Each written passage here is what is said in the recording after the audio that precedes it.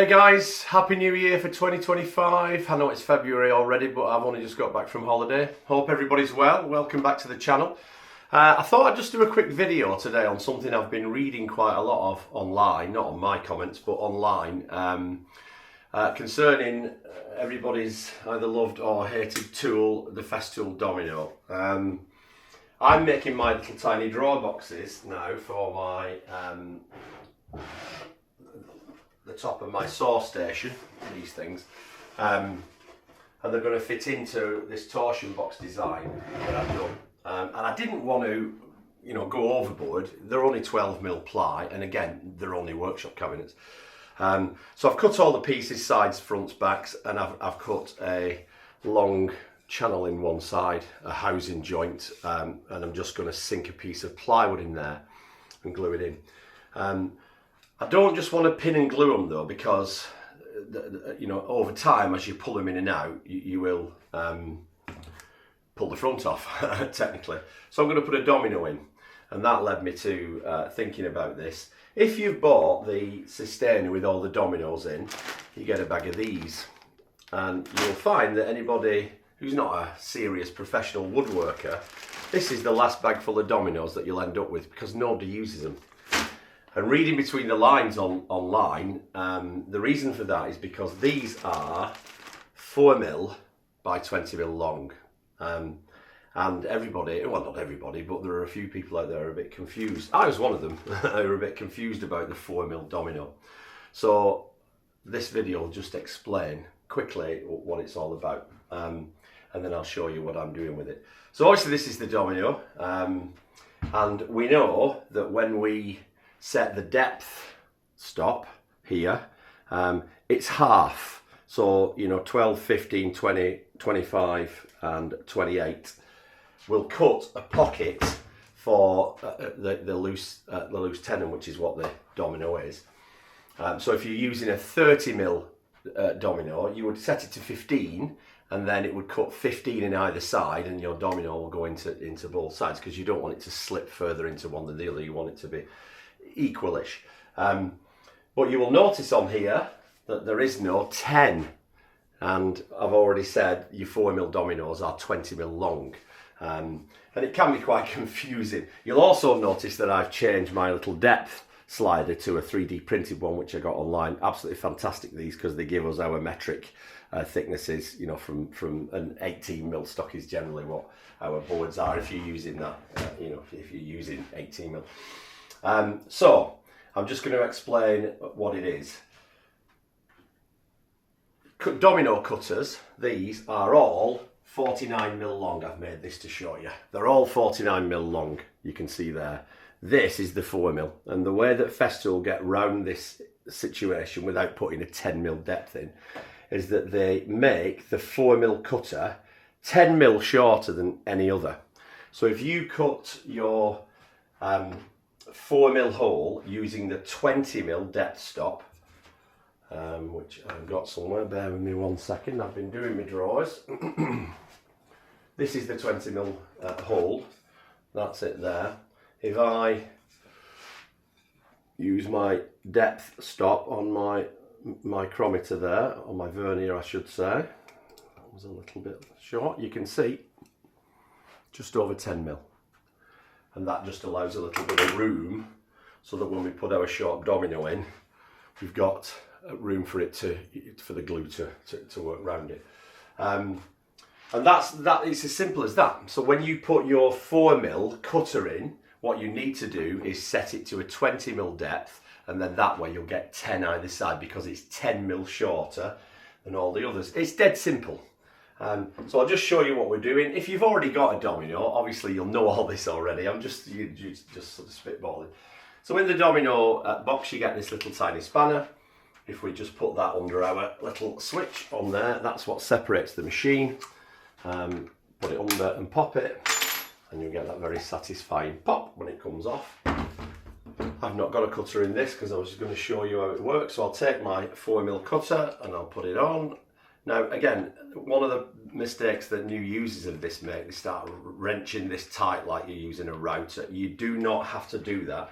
There's a little button on the side here, you press it, and just get it finger tight, and then we use our same little spanner and we just pull it together just very lightly, and that's that. And we put it back together, and that's it. It's really simple. Now you will notice that I've got two things on here which are accessories. This one, which is the platform for doing your vertical plunge in this way, you get that with the kit. This is a little, I love it for doing things like this. It's a little side stop, let's say, and what it allows you to do is set it perfectly for any stock that you're using. And I've obviously set it for my drawers. I've cut all the pieces for my drawers, and there's a big pile of them there. And once you get this on, you can use it vertically and horizontally to cut your pockets for your loose tenons. And all I'm doing is I'm just putting one in each side. Well, there's one with holes in, wasn't there? That's it, or in the front and back, so that as I'm pulling, it's not going to pull through. That's all I'm doing. It's just to add a little bit of strength. You could technically just glue and pin these. You know, they're not going to be carrying much weight, not like the bigger drawers that I've done, which are all, you know, have all got 6x30s in or whatever they are. So I'll show you how this works. It's dead simple. I'll just glue it in. This will only work well, it won't only work, but you should only use it when you've got dust extraction.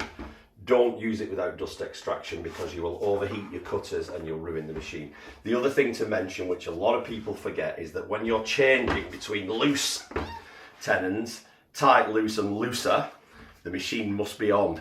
If you start messing with that with the machine off, you'll cock the gears up. So that's it, we're all sorted, we're on. I'm just going to take one I haven't done. This one, and we're going to go in on our horizontal cut. So, dead simple. This, by the way, sorry, I'll just show you, is literally just above, the plastic is just above, okay? So it doesn't touch, which means I can do it with this over the bench. You've just got to be careful, because if you're doing anything that's thinner and this is touching the bench, you'll get an offset. Whilst we're doing that, whilst we're talking about that, just for 2 seconds, I mentioned that I've got my depth stop in here. I've changed it from the stock one, which is an imperial, well, it's not an imperial one, but it gives us different, it gives different sizes. Generally 18 and 12 mil is what we use. But they're never that, are they? If you look at this, this is 12 mil ply. It's 11.5 at best.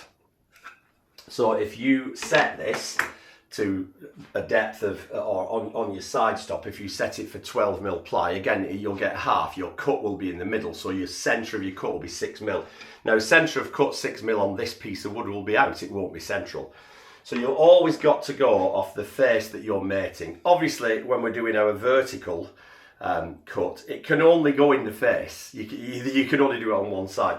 But the face that you then want to mate on the edge, you've got to work off that with your plate. Otherwise, you'll get offsets. So, all I've done is just set up a stop on my table here, and I'm just going to use that to stop. I'll set that on, push us tight, hold the handle tight, and then I'm going to switch us on. And you'll have seen this a million times, but it is the right way to do it. If you hold the back where your plug-it cord is and push from there, you get a much smoother ride, let's say. So switch it on, very slowly, and back again. And we are pretty much in the middle, but we're not exactly in the middle. So as I say, use the face that you're going to mate with it. In fact, I will do a long piece for you, and then I can show you. So, oh, not that one, that's not the right one. Do a full one. So this is a long piece. This will go all the way in into there. That's a long drawer for my work for my top. What I'm going to do is turn this around. Still use this because it's the same width. So obviously I'm going to clamp these as I do them, but just to show you, I'll do it like this. So in we go. Holding on to that bottom piece. I don't know whether you can see that there. I can see what we'll do. Let me just take that off there. steady. Come on, baby. Okay. Come on. Okay. So we're going to make sure we're pushed in between those two, and we're going to use this platform for stability.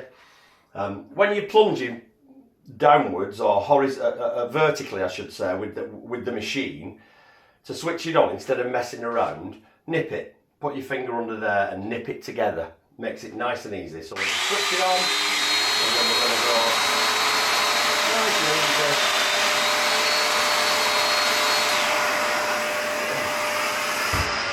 And off we go. And again, we've got our vertical side in there. So now when we put our domino in, we've got one in there, and so on and so forth. This was a scrap piece, by the way. I've just done it on the wrong side, so just to show you. So that's that. That's how that works. I mean, as I said, this is an extra that you buy. Well, you can buy from anywhere from Festool. And I bought this from. I bought it online. In fact, I think I bought it from eBay from a chap who does a lot of this stuff, and these are really good, and they're only cheap. They're not expensive. If you want to know more about the domino, please let me know in the comments, and I'll explain. But that's the 4mm cutter explained in how it works. If you saw my first video, you will see that a lot has changed in the workshop since I did the first video, and I've got quite a few things. So if you want me to, go through anything, the next thing I'm going to do is I'm going to make a video about this new Axminster AP254SB. It's the new table saw from Axminster, and I went for the dado package with the crown guard. And I'm seeing online a lot of people who are a bit stressed with this crown guard, and I was one of them. The instructions are absolutely woeful, so I'm going to make a video all about how we set this up and how you get over the ump. I've had to make a few corrections, let's say, to it. Anyway, that's that. Thank you very much for watching. Please subscribe, and I'll let you know when new videos are out, and I'll see you next time. Thanks very much.